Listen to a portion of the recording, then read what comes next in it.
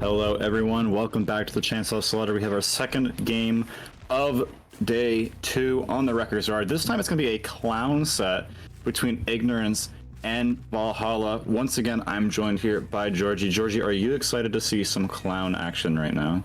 I love King Kenneth. I love watching him. I think there's just something that tickles my brain watching clown gameplay. Some clown players like to choose more of a bottle playstyle where they use the yellows. Some are just pure purple.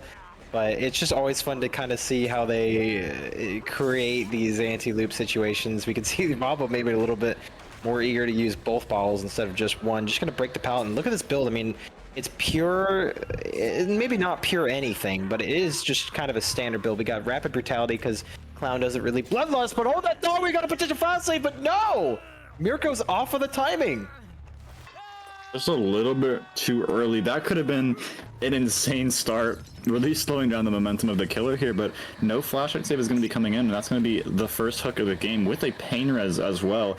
As you mentioned, Vovo doing a good job using both of his bottles in chase, which is exactly what you want, and it's what we're seeing a lot more in clown sets these days. We're seeing the cheap gin bottle and flask of bleach combination, which is what we are seeing most of the time, and in order to make the most value out of this add-on combination, you need to use both of your bottles, and need to use them both effectively, and that's exactly what's happening right now. We see the haste coming in. He's catching up the hook very quickly. We still have this pallet since it wasn't used earlier.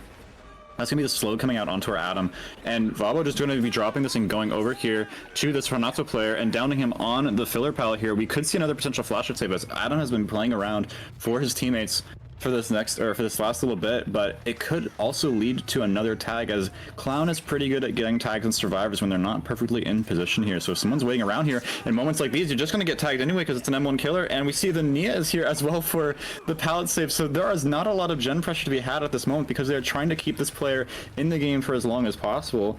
And this is not what you usually see from a Clown set. Clown is a killer that usually does not get a high amount of stages, so the fact that we're seeing a second stage coming in before a single generator is even finished is just absolutely insane. Okay, I spoke too soon. One generator for second stage, but even that is just, it's a lot of pressure from the killer. These survivors have an injury right now that they have to worry about, but they also have all these generators that they have to split as we're already on second stage. And we see Vavo making his way over, looking for the reset potentially by throwing bottles around, looking for screams. He sees the Nia going for another tag maybe onto this Nia. He has purple bottle here, and Nia's just going to hold W over here. Is there a filler pallet on this edge? It looks like there isn't, so this is going to be a tag coming onto the Nia, and he now has the rapid brutality speed that he can either use to commit to chase or go back to hook here. And it looks like he's just going to be committing, forcing him to unhook as quickly as possible, as these survivors are very aware of right now. But that's going to be the 2-top anyway on this pallet, and Vavo's going to be making his way back to hook, and these survivors are forced to unhook this now so early, not getting the full value out of these 70-second hook timers. And Vavo just getting another tag. So much injury across the board. We see Shaq pallet going down as this Renato needs to make his way away from Shaq and go die as far away as possible, and hope to God that a couple more generators pop for this chase. He needs to have a longer chase than he's had these last couple of times, otherwise Vavo's going to be going into the 3v1 with 2 injuries and only 1 gen finished. Clown, a deceptively strong killer at getting tunnel outs in these kind of scenarios. I mean, with that slowdown, making it away from the hook can make it quite difficult, but that said, they are able to get that basement unhook without it being too much of an issue there. Good job from the survivors for Ignorance, just making sure that they can do that. A tag comes through, so now all 4 survivors are injured on the board. Rapid brutality kicking in, so Vobber is able to keep the chase going. Gonna use a yellow bottle to maybe make it so he can break the pallet while keeping speed. Gonna have to win this 50-50 is Mirko, but no, actually chooses to vault it instead and still makes it back. So Vavo not coming out of that tile at 9 with a death hook, but like you said, I mean, these generators have to be going soon or else we're gonna be seeing more and more high stages. And Clown, you know, he's an M1, yes, he has a decent chase power, but it's just kind of, he doesn't really have that much map mobility to get around. I mean, at the end of the day, all he can do is really just kind of slow you and then be a little bit faster if he breaks pallets. And now we're seeing kind of the development where Clown isn't going to be getting a 4K as we imagined, but Nia pops that gen, her location is given away to Vavo, and injured, she is not able to make it to that 4 lane, so that'll be another stage on the board for Vavo. I'm honestly very surprised that he didn't just commit to his tunnel out. If he gets that tunnel out, he's in the 3v1 with 2 injuries at 3 or 4 gens, and from that position you are definitely 4King if you play the rest of it like you played the start.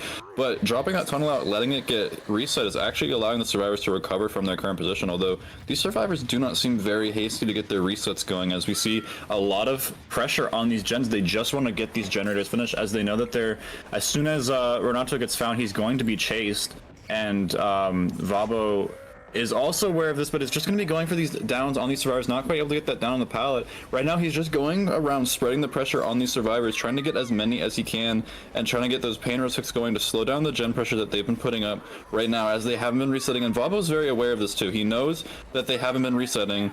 He knows that that whole time that they weren't resetting, that they were on generators, so he knows there's a lot of gen progress to worry about right now. We do see a reset coming in as I say that, though, as the Nia gets reset after the unhook, and that's going to be another hook coming in from Vabo. But we see another generator pop before this painter even hits, and now we're down to 2 generators. The survivors came back from such a rough position, and no tunnel out at this point in the game, even though he very easily could have. You gotta wonder what Vabo is planning in this moment.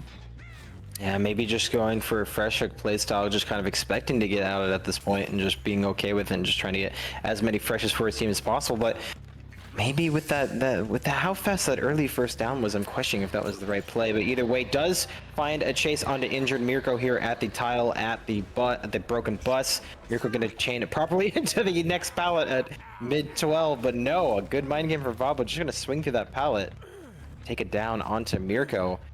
1 pain res token left, no pain res tokens left. That is finally the 4th fresh hook survivor on the board. So Vabo maybe playing a little bit by the survivor rulebook this time around on Records Yard Clown, but either way, a good standing so far. We've got 5 stages on the board, multiple survivors hooked.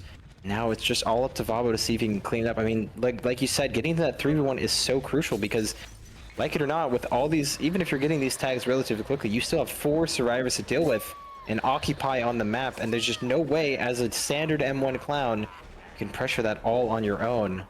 Now it's up to ignorant survivors to see if they can manage that and keep that going in the lead for them. Yeah, and when you're playing against a team like this that is so aggressive on the generators, if you're going for a tag strategy where you're injuring lots of people, the only way to get full value out of that is to slug, and Vabo wasn't slugging, which means that even though he was injuring everyone, every time he went to pick up a survivor, you had 2 or 3 generators being worked on. They weren't bothered by, they weren't resetting at all. They were just doing pressure on gens at that moment. So even all of those tags really didn't amount to a whole lot besides a little bit of time waste when they eventually did heal. But now we have a second survivor on Deathhook here, and we do see all the resets coming in, which means their gen pressure probably did slow down a little bit in this moment. So Vabo might actually be able to get the tunnel out that he needs. It's just a matter of whether that can lead to the 4K still or not. He gets the tag onto MX, and we see the unhook coming in as well, forcing a fast unhook, although Adam, spotting that this is going to be a quick tunnel out if he unhooks it, is just going to back off and say, you guys keep working gens, I'll play my distance here, I'll go for the unhook when I need to. But he needs to be careful not to get tagged too early, because that might stop him from getting the unhook. But if he gets tagged, another survivor has to rotate in for the unhook. That's 1 less survivor on generators as well. We've seen 2 survivors here not on gens, and now we're in a position where the tunnel out can happen a little bit later than it could have earlier. But regardless, the tunnel out in this moment could result in a lot of pressure being put on these survivors, especially with all these injuries that are currently on the board right now. Wow, Vabo just doing a good job playing switcheroo with the survivors, making it hard to determine who he's on. One person on the comm says he's on me, the other says no, he's on me. But now Nia Deathhook going onto the hook, so that'll be finally the 3v1 we've been wanting for so long. Now Vabo is in a position to just clean up with these injuries and start going on that slug train that we were talking about. So maybe this aggressive playstyle is going to work out, but hold that, no! Generators pop in the distance, and I mean, look, you got to remember, his only regression was pain resonance and agitation to make it so he could make that. So once those pain res tokens are used, you got no other regression other than base kick kicks. MX gonna have to force locker here, but from how good of an early start we had with Clown, I wonder if this is the best result he could have gotten. Yeah, these survivors really punished his specific playstyle and just focused on pressuring these gens as quickly as possible. They gave up a lot of stages in the progress, but the fact that they started the game the way they did, high stages is probably the best result that they could have hoped for here. And they definitely made it work. They got the 2 out. So that's going to be all freshes and 9 stages here for Vabo. And we're going to have to see what the survivors on ignorance, or what the killer on ignorance side is going to be able to do if he can match this result, as this is a pretty high stage clown result. So we'll be with you guys in just a little bit to see what happens in this set. So stay tuned. Welcome on back, everyone, to the Chainsaw Slaughter for game number 2 of set number 2 of day number 2, Ignorance versus Valhalla. Now we're gonna see this time Ignorance killing. MX previously playing Survivor. They got a nice little 9 stage with a 4 fresh versus the Clown for Valhalla. Now this time Ignorance gonna be playing MX right away, getting into a chase with Vabo. Look at this build. I'm seeing a cheeky little perk. What do you think about that, Autumn? Dragon's Grip. Dragon's Grip is definitely an interesting choice. We see it sometimes on killers that either need a quick kill or sorry, a quick down, or need any down, but it doesn't really matter at this point, as MX is just going to be getting this down really quickly without the help of the perk, and that's going to be a very, very early down for MX. And going for this hook here, we'll see if it's a Painter at the start. That's me, the Painters coming in, killing any pressure they might have to begin with. And going back to this build, we see Rapid Brutality, Painterez, and Corrupt, just like the last killer brought, very standard on Clown right now. And then we're seeing Dragon's Grip, which is an interesting sneaky pick, as you said. And you could definitely get at least one free down with that perk. And even if you can't get any more down to that, it still gives you a lot of pressure. The survivors will know it's around and don't want to like stop the regressing gens and things like that. And getting the tag onto the Dwight here, knows we're one other survivor, so that just leaves the Lori now. And MX is just going to be using his speedball, coming back to hook, seeing if he can catch out Lori's rotation after getting a free tag. Not getting that unhook for that tag is definitely going to hurt the survivors a little bit, because they're going to have to reset that at some point while this person's sitting on hook. And we see Lori over here in the corner of the map that's going to be applying the Dragon's Grip now to the gen. MX could go back to hook here, but I don't know if they'll be able to secure, as the survivor might rotate in for this pull. See the Dragon's Grip coming on. Lori touching the gen, now exposed, but MX not really going to be able to play anything off that, as he is still just an M1 killer. But at least it prevents Lori from coming in for the unhook. And now he's just looking for the Tap, as that is the only person that can really unhook here. And Lori and Tap probably just going to be working the gens, letting this go second, trying to pop 2 gens for second stage, but they don't even quite finish anything yet. There's the unhook onto the ace, and now MX instantly turning back, going for that tunnel, seeing a very different playstyle than the last Clown, and just going straight back for this tunnel, trying to figure out which direction the survivor went now. Finds Vabo here, his tunnel out, leaving the shack pallet now, dropping it and immediately leaving it, and now I don't think they're going to really make it to anything. They're stuck here. They left their only good resource in that moment, and now they just have to crawl under pallet, and they don't even quite make it. I don't think they're in range for any pallet saves, and no survivors here anyway, so that is going to be a very early kill like we could have seen last game. That's going to be the kill at 4 generators. Georgie, what do you think the survivors need to do in order to recover from this extremely rough spot? Yeah, like you said, I mean, that is an early tunnel out. You need to see more gen pressure, and I thought we were going to at least see 2 generators popping for that, but with that generator at 3 being interrupted, immediately ticked, it's going to be so hard. These survivors now in 3v1 need to play perfectly. They cannot be affording to give out all these tags. They need to play these pallets well and win these 50s, just like they're doing now. Romano doing a good job holding up the team on his shoulders.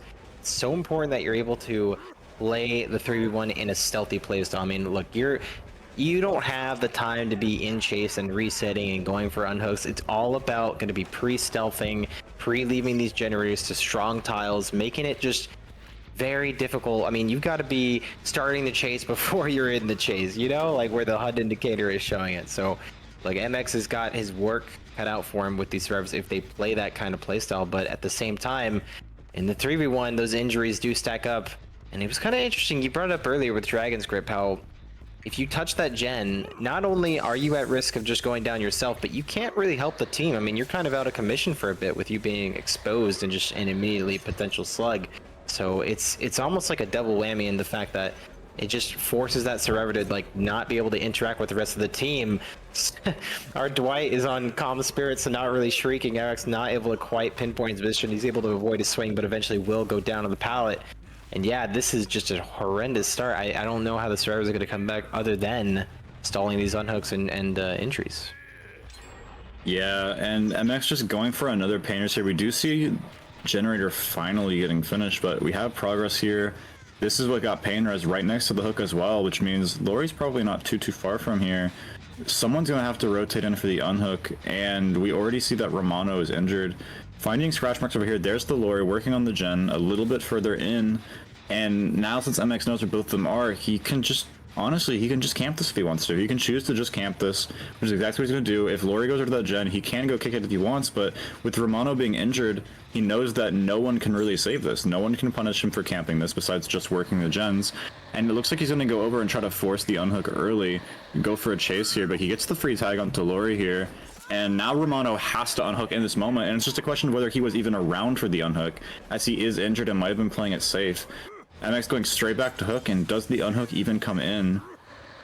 Unhook does come in, but right when MX gets here, so that's going to be the instant down onto Romano, the slow onto Sphexy as well, and Sphexy just going to be running. He can't vault shack window or else he's going to get grabbed since he is slowed by the bottle, and now he's just stuck in a really, really bad position. He can't make it to the seawall either. He's just going to go down, and that only leaves the Lori, the last survivor remaining here at 3 generators. The crow flies, and MX sees Lori off on the edge of the map, and it's just a matter of whether Lori can get to one of these survivors, but MX can just keep her zoned here, throw bottles or bloodlust or whatever he needs to do to keep her in this area, and just go for the down.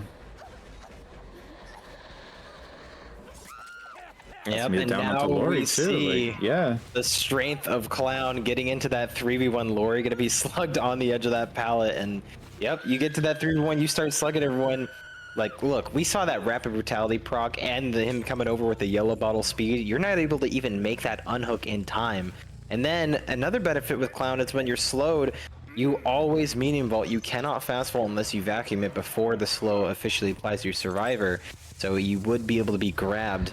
And just a perfect play game plan by MX, and this is why we see the tunnel out meta, right? Just you get those slugs going, you get those injuries going, and then the game's over immediately because there is no unbreakable available in this set. So a very deadly performance by MX, doing a great job for his team to answer back with that win con with an even better 4K3. And King Kenneth standing on top for this game. Yeah, just like you said, getting into the 3v1 and slugging is something we saw MX perform. The last killer was not quite able to match that kind of pressure on their side, but MX showcasing what you can do if you get a tunnel out with injuries still remaining and just going for as many downs as possible. We did see a little bit of value from the Dragon's Grip as well. I know we mentioned at the start of the game how wild of a pick Dragon's Grip can be. It can completely catch survivors off guard, but it did prevent one of the unhooks from happening, which is what led to the really early tunnel on these survivors. So he actually did manage to get value out of all of his perks in this game, which we saw showcased here. And so that's going to lead to the 4K3, which is going to be the win for Ignorance. Yeah, that's the win for Ignorance, and they're going to be moving on to the next round. And we could sit here all day, talk about this game, and wait for these survivors to die, but I think we're all eager to get going on to the next round. So we will see you guys soon for the next round as we wait for these survivors to die out. Stay tuned for more Wrecker's Yard gameplay.